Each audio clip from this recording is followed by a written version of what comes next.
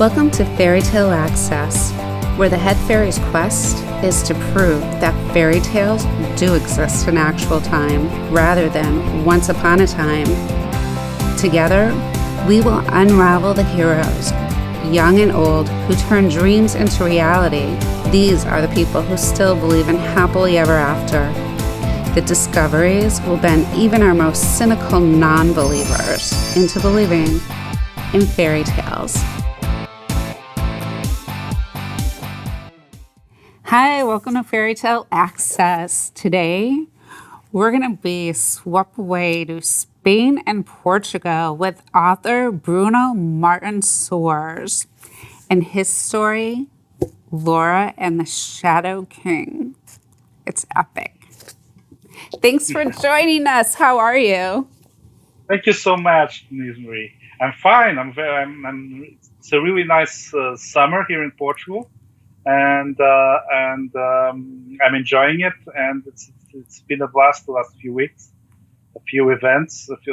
Finally, people are coming out because we were all inside for all those months, and it's been good. I'm sorry about my accent. It's wonderful. I haven't practiced my spoken English in a long time. When I was young, I used to speak in English every day. Now I don't. I promise my written English is better.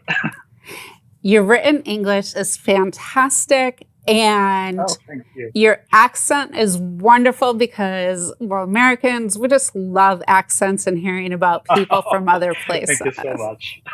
So thank you for introducing us to a little bit of Spain and Portugal. Although the story is fiction, the landscape was so realistic. So are you from Spain and Portugal, or which? Yes, I'm Portuguese. I know a little bit of southern Spain, of course. Usually, Spanish and Portuguese people are bitter rivals. Never confuse the two. So I'm Portuguese. No, but the landscape is very similar from southern Portugal to southern Spain. So the story just flows from one to the other. It's a little bit drier than the rest of the country. Portugal is a country which is very diverse. You have all types of things, very nice beaches, and the nice mountains, and then drier plains. Southern Portugal and southern Spain were for centuries during the 12th, 13th century always in war because of the Moors, and so they just burned all the vegetation over and over again until it's very much dry today. So it's very hot. And part of the story happens there, but it starts in Madeira. Actually, Madeira Island is in the middle of the ocean. It's about the same latitude of Casablanca, and it was where I grew up. I was born in Lisbon, but I grew up in Madeira until I was 18, and so the book actually starts in my hometown. Oh, that's wonderful. I really like the whole escape. It was really crazy, and I read the book in one sitting. It's about 200 pages, but it was just an action-packed, full story that stayed with you after you read it. It was wonderful. Oh, good. That's so nice to hear. So how did you come up with Laura and her mother and their special ability to survive this pandemic that happened long before the one we're living in now? Yeah, I started this book, I think in 2017, maybe it's 2018, so before COVID-19. My idea was to do something in a post-apocalyptic setting. My books are usually militaristic. My fantasy sci-fi books are usually militaristic. The Dark Sea War Chronicles, which is the trilogy just before this one, it's something about the World War II's Battle of the Atlantic, but in space. And now I wanted to do something a little more close to us, a little more realistic, and something that I could do as well in Spain and Portugal, because as you picked up, it becomes very realistic for me, and many people don't know it, so it is just makes it a little bit different. Well, it made me You want to still have, visit. Honestly, yeah, I hope you do. the description of the landscape and some of the people, not the military people, that was okay. I could bypass Okay. them, but everybody else was Okay. really interesting, and I knew Good. there was some fact to it. So, Yeah. it was another place on Yes. my list. I think almost every place I describe in the book is a real place. I don't think I did invent many things. Most of the places actually exist. Porto Santo, which is a sister island to Madeira, is a drier place where you have a larger airport, so quickly it becomes a military base. And then you have a military base in Lisbon, which actually exists today. It's a Portuguese Air Force base. And then I talk about castles and towns like Estremoz, which is a very nice one with a medieval castle in the middle of it, and the second volume where it starts, you don't know it yet, but it goes to Castle of Montserrat, which is a 13th century castle in the border between Spain and Portugal, and most of the second volume will happen there. But I was there. I was researching. I was trying to figure out how all the action was going to be. I tried to be as close to reality as I can, as I could, and I hope people like it. That's the most important. So I'm so glad that you liked it. Oh, it was wonderful. So how many books will be in the series? This series, for now, there will be it's a 2-part miniseries with 2 books. So the second book already closes this part of the story. I think I'll come back to it a bit later. I have a few ideas to get it to another place, another platform, maybe northern Spain and Portugal, and new ideas. I want to do a sequel of the Dark Sea War Chronicles first, so it's going to take me a couple of years. But both series are moving. The Dark Sea War Chronicles is still my bestseller, so I'm happy to invest in it as well. And I have a few other ideas in my mind, so I think the next few years are going to be full of action. So is this one of the books that you won an award for in your country? No, Laura. No, I hope I will win. Laura is gonna be published in Portugal just in the fall. When I publish the second volume in English, I have an agreement with my publisher in Portugal that the omnibus with the two books is going to come out at the same time. So it's still not published in Portuguese. I wrote it in English. It's being translated right now to Portuguese. The Dark Sea War Chronicles, which is the one before this one, won an award, one of the main book awards for fantasy and sci-fi in Portugal, called the Adamastor.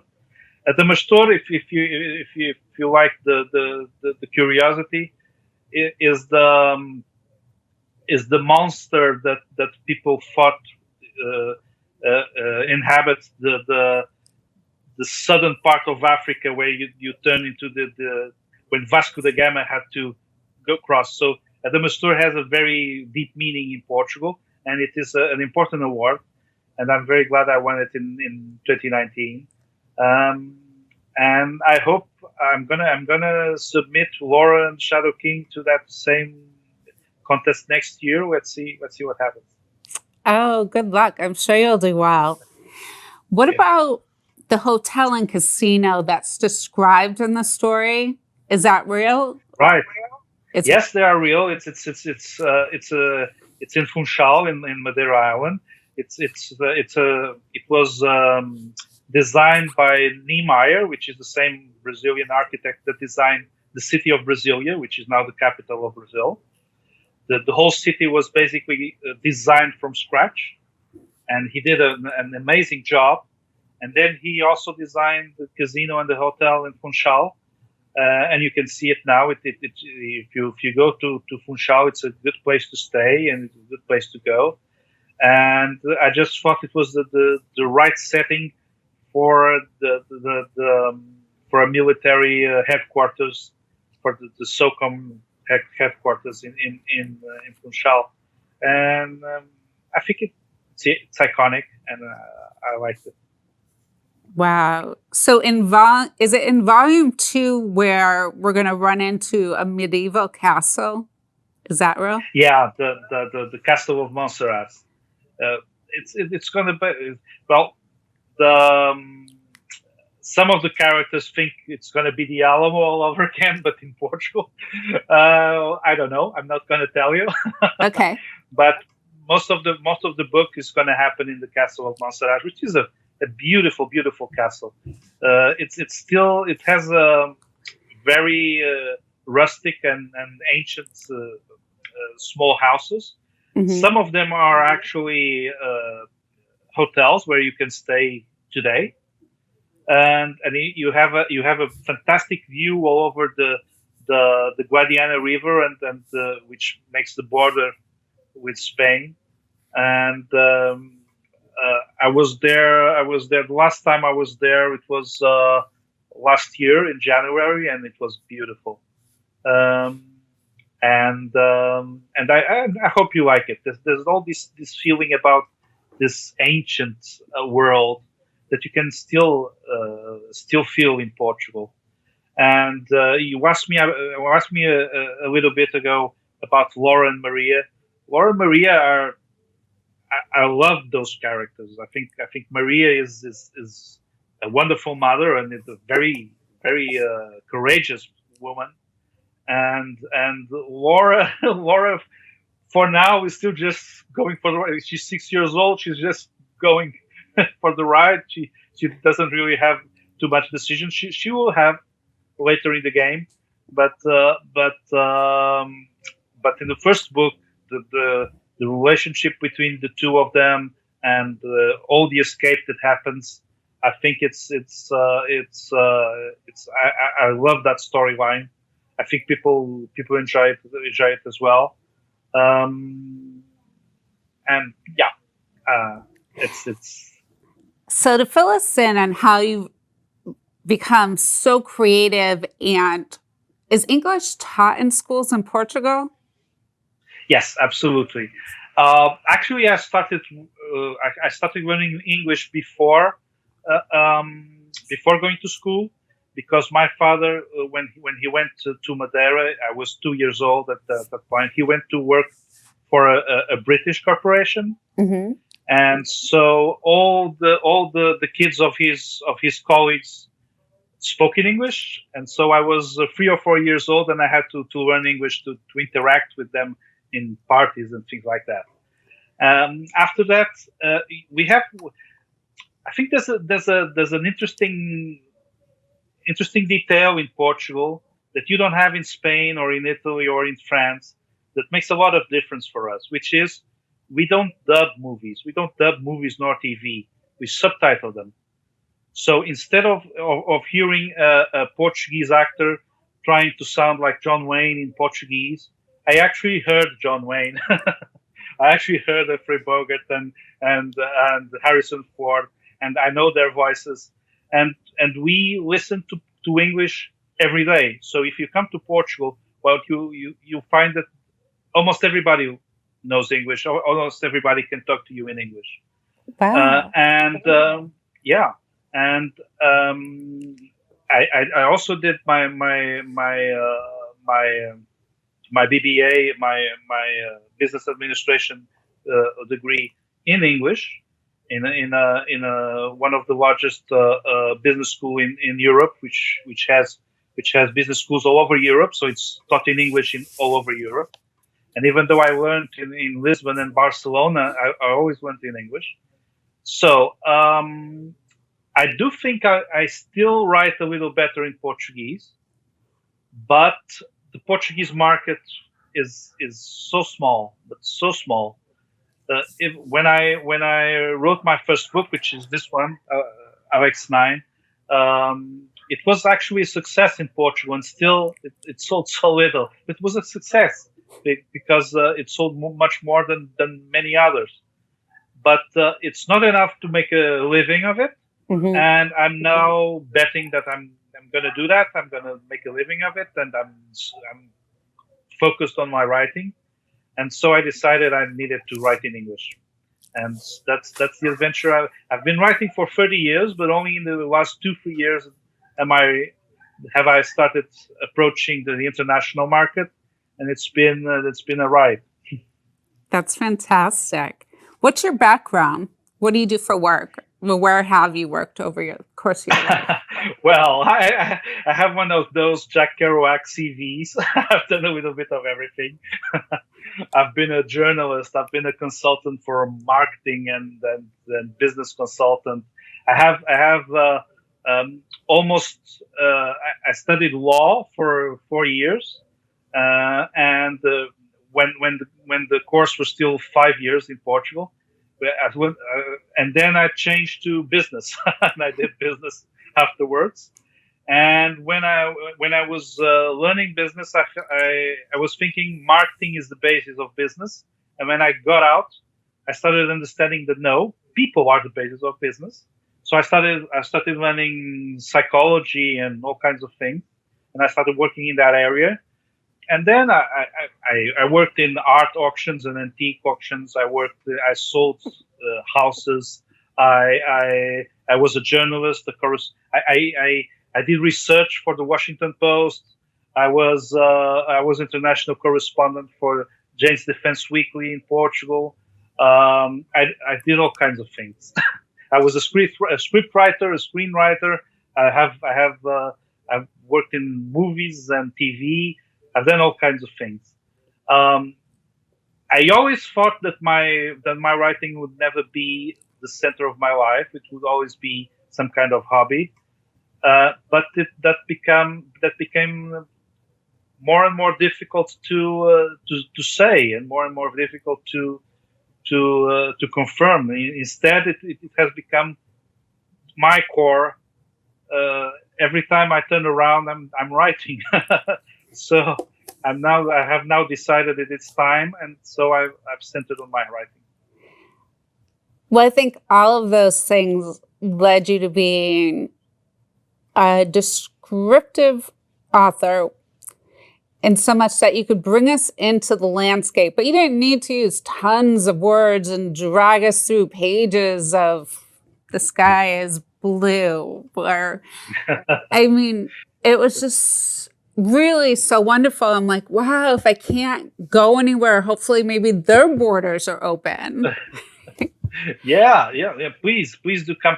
Portugal is a lovely country. I always say that, and it has a very interesting characteristic, which is you can find all kinds of sceneries in the U.S., but you have to drive or to fly miles and miles and miles. Here in Portugal, we have a small country. If you go from north to south, you'll do 500 miles, 600 miles. So it's a very small country. We're 10 million Portuguese, and still you have such diversity of things. And then it's an old country. Actually, I think it's the oldest country with the set borders, the borders all decided in Europe. Mm-hmm. So it's been independent since the 12th century. So it has a lot of history, and we're very proud of our history. You'll find many Portuguese who will say, we were very good in the past, now we're not. We're very proud and humble at the same time. But it's a lovely scenery. So I think this is the first time I really decided I'm gonna make it the the center of the book, and I guess it worked. I love how it happened. I'm going to use it more. Yeah, I love the research. I love that I was able to find the island, the Madeira island, that it was actually a real place. And then, just checking out more things about where you were going online and finding out that there were going to be more real places involved. Because I always find in fiction that it's more romanticized or intriguing because you're introducing us to the flavors of the landscape that we're going to find when we visit and the type of people we're going to meet along the way. Yeah. So it just makes it intriguing to want to go there. Yeah, the Alentejo people have that kind of calm and presence that you may find, I don't know, in a Texan or something like that. Those kind of people, like it seems that they have all the time in the world. That's people from Alentejo. It's such a nice place. People usually say that the people from Alentejo are very slow, but they're not slow at all. They are hard workers, but they just take their time.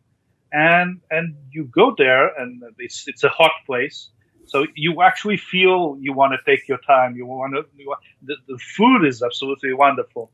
But I do believe that Portuguese cuisine is one of those gastronomic secrets that's still to be uncovered, because the Portuguese cuisine is very, very good.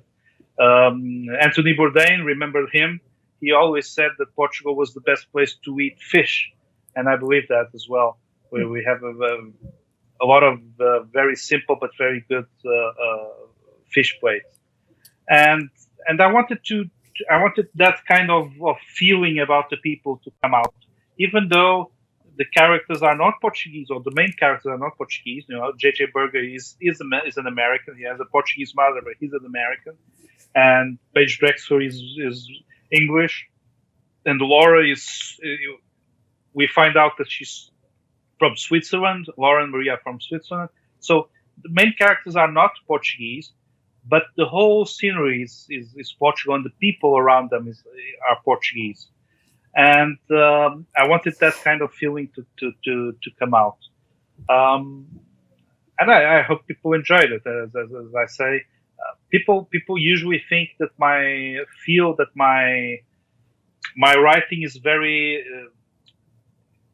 I write with images. I write with ideas. I write like a screenwriter in some terms, because I'm already watching the movie in my head when I'm writing. So that effect that you tell me that I'm not over describing, I'm not just that is on purpose. It's not by chance that it's like that. I work it like a movie. It's really wonderful because it brings us to a concrete destination.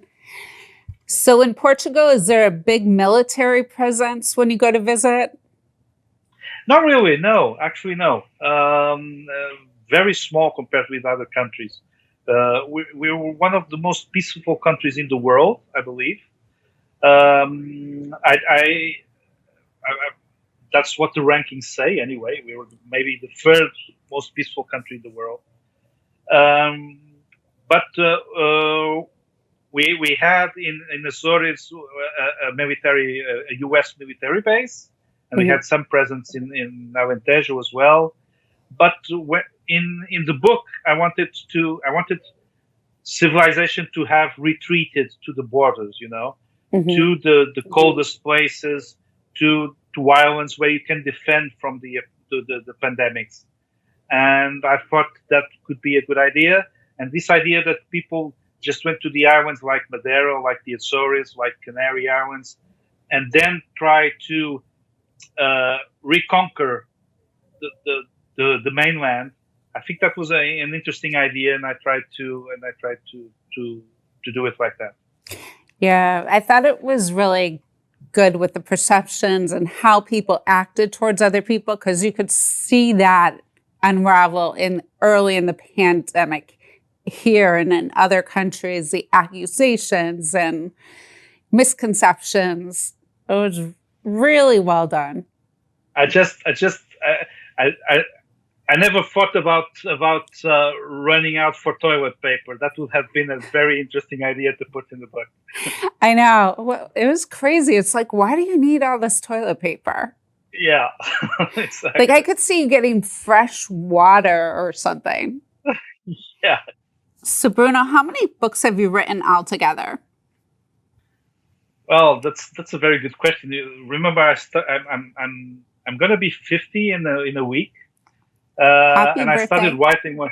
Thank you. And I started writing when I was 12 years old. So I wrote a lot of stories.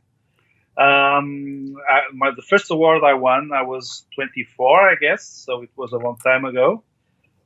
So I've put books with short stories. The first book I published was a small one, which is a collection of small stories called The Massacre, which actually was a very childish thing in spite of the title.